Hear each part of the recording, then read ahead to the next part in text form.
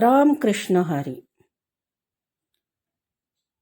आज मी आषाढी एकादशी महाविराजित कथा विठ्ठल माऊली आणि पुंडलिकाची भक्ती. रामकृष्ण हरी. भक्तांनो, संत गाथा चॅनलवर तुमच्या सर्वांचे स्वागत आहे. वर्षातील सर्वात मोठी आणि पवित्र एकादशी म्हणजे आषाढी एकादशी, ज्याला आपण शयनी एकादशी देखील म्हणतो. आजच्या दिवशी जो मनुष्य ही संपूर्ण कथा अत्यंत श्रद्धेने आणि शांत चित्ताने ऐकतो, त्यांच्या जीवनातील सर्व संकटे, दरिद्र आणि दुःख विठ्ठल माऊली क्षणात दूर करते. या कथेमध्ये एवढी शक्ती आहे की ती ऐकल्याने घरामध्ये सुख, शांती आणि समृद्धी नांदू लागते. चला तर मग डोळे बंद करा, हात जोडा आणि प्रेमळ अंतकरणाने म्हणा, पुंडलिक वरदहरी विठ्ठल श्री ज्ञानदेव तुकाराम पंढरीनाथ महाराज की जय.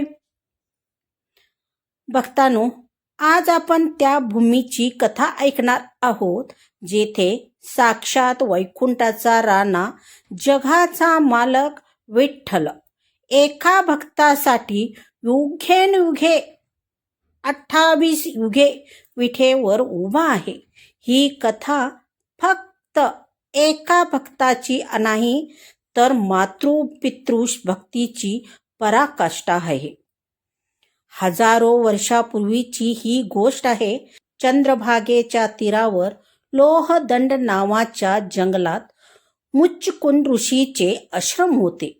तेथे जवळ पुंडलिक नावाचा एक तरुण आपल्या वृद्ध माता-पिता सोबत राहत होता. पुंडलिकाची पत्नी अत्यंत कर्कश आणि गर्विष्ठ होती. तिच्या संगतीमुळे सुरुवातीला पुंडलिक आपल्या आई वडिलांचा छळ करायचा.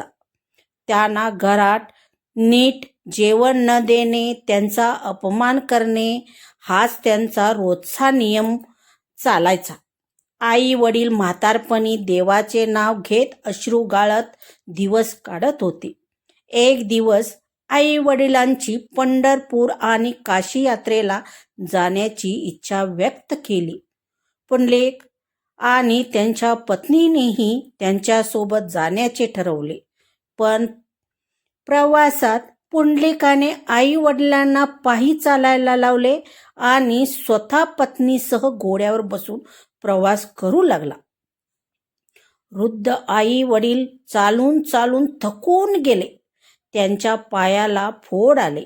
पण पुंडलिकाचे मन पाषाणासारखे होते. त्याला जराही दया आली नाही. प्रवास करतच राहिले. हे सर्व सण कुक्कुट ऋषीच्या आश्रमात मुक्कामासाठी थांबले. कुक्कुट ऋषी हे फार मोठे संत होते. ते आपल्या मात्यापित्याची अहोरात्र सेवा करायचे. पुंडलिकाला रात्री झोप येत नव्हती.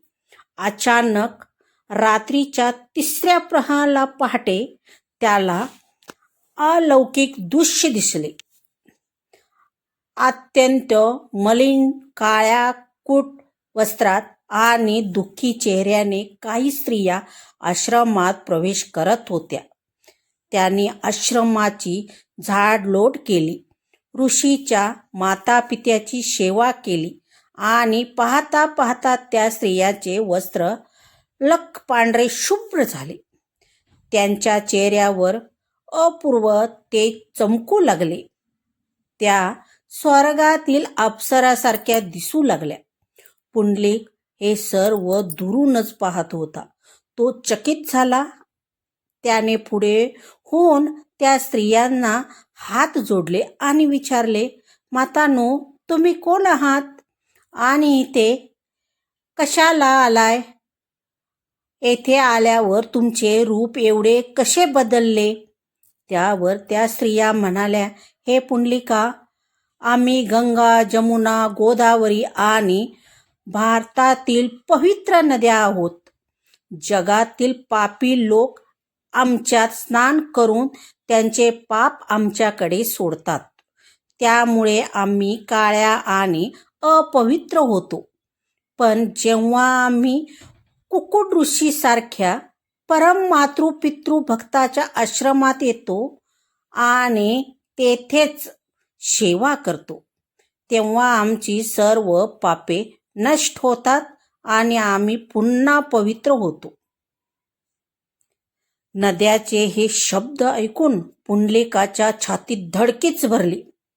त्याला स्वतःच्या पापाची जाणीव झाली. तो रडू लागला, अरे रे रे, माझ्या घरात साक्षात देव असणारे आई वडील आहेत आणि मी त्यांचा छळ करतोय. मी किती मोठा पापी आहे. त्या क्षणी पुंडलिकाचे जीवन बदलले. तो धावत गेला, आई वडिलांचे पाय धरले आणि ढसाढसा रडू लागला. त्याने त्यांची माफी मागितली. त्या दिवसापासून पुंडलिकाने तीर्थयात्रा सोडून दिली आणि तो राहवले नाही. भगवान विष्णू पुंडलिकाचं दर्शन घेण्यासाठी वैकुंठात थेट चंद्रभागेच्या तीरावर आले. भगवान पुंडलिकाच्या दारापाशी आले. रात्रीची वेळ होती. पुंडलिक आपल्या वडिलांची पाय चेपत होता. भगवानाने मागूनच आवाज दिला, पुंडलिका उठ, पाहून कोण आले बाहेर. मी वैकुंठाचा राणा तुला दर्शन देण्यासाठी आलो आहे. पण धन्य तो पुंडलिक, त्याने मागे वळूनही पाहिले नाही. तो म्हणाला, देवा, तुम्ही आला आहात ते मला समजले, पण सध्या मी माझ्या आई वडिलांच्या सेवेत व्यस्त आहे. मी ही सेवा सोडून उठू शकत नाही आणि तोपर्यंत तुम्ही ह्या विठेवर उभे राहा. पुंडलिकाने जवळच्यात पडलेली एक वीट देवाच्या दिशेने सरकावली.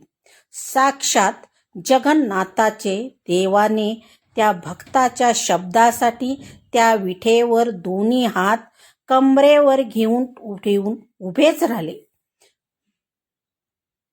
ने पसंत केले आणि आई वडिलांची सेवा पूर्ण झाल्यावरच पुंडलिक बाहेर आला.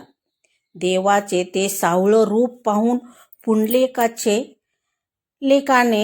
देवाचे पाय धरले. भगवान म्हणाले, पुंडलिका, माझा मातृपितृ भक्तीवर मी